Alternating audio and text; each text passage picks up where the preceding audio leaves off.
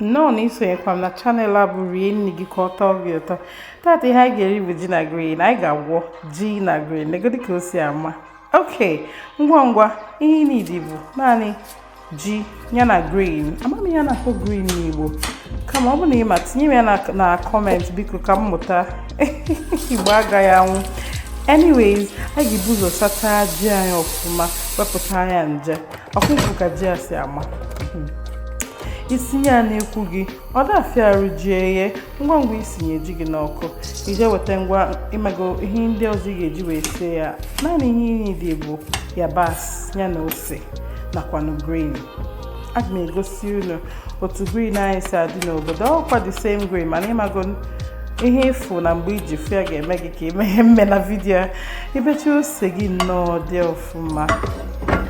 Unu afụkọrọ. Ihe negodu majige oyego umma na ome mma gị banye na easily pụta ịma na ji ego mgbe ahụ bido wuo ya n'ọkụ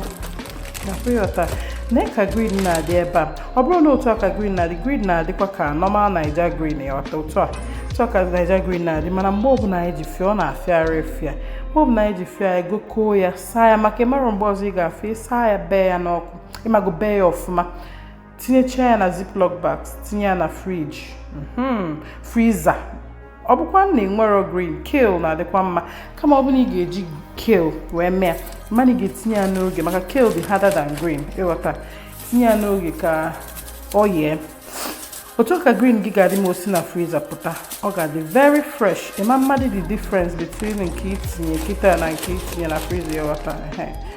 tinyecha ebe a saa ya ziplock dị ya maka ị ga-eyuzi ya mgbe ọzọ so for Gina Green ịmago sọsọ uzuzu dị na ji ga-eyelu gị green gị o nwere ha ọzọ uzuzu bụ heat ịghọta nke a bụ na ihe ndị ime dị sọsọ all these ingredients mmanụ Igbo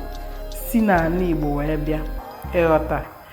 enwunye ya n'ọkụ ite ga-ama ndị ọkụ nke otu ahụ onye ka m ji wee welu ite a wee shie maka ọ bụla m jiri ite ndị ọzọ na conduct heat faster ọ ga-achagburu m mmanụ unu mana asị na draw health ichete mmanụ nri aka tinye ya yabasị tinye ya ose tinye ya nnu ihe niile ka ha ncha bido ya kọwa nyewe ya amakwa na nke ghetere aka na aka ụtọ mana anyị na-achọ ịdị healthy ghọta ihe ya ọfụma mana ịmago eghete m ya aka ọ dịzie gị ka ọ dịgo mma next ị ga-eme bụ ewele ya wunye n'ime ji na green gị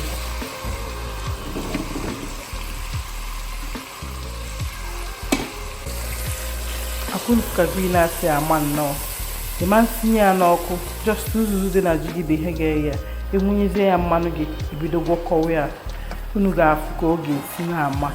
ji agwọrọ agwọ dafịa ahụ oghe and unu mana ihe na-akacha mma na ji green bụ ji ochie imeketa welu ji ọfụ wee sie ji green unless ma ọgụgbu ga-agụgbu amakwa mme ga-like ya mana oji ochie ji dị kajad ka a na-eji esi ji green o wee tọọ ya ezigbo ụtọ tinye ya ogiri oyibo ya bụ seasoning cube egwuo ya ọfụma ọkwụnufu ka o si ama my today's virtual hug bụ maka summer ọ na-like all my videos ekele mgbe ọfụma thank you so much agwoji green I just happy ka ọ yee obere n'ọkụ ọ dị igbo oge ife na-ama ndị ọbịa gị biko chelụ na 2 minutes involved 20 minutes ndị ga-eyego foto ya n'ọkụ na ebido wee mewe enjoy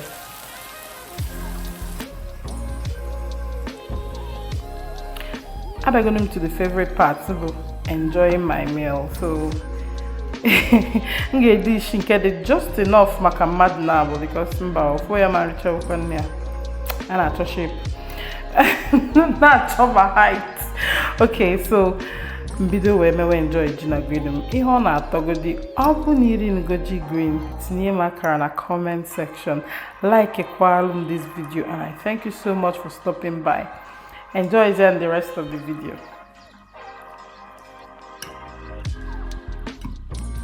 Okay, bye.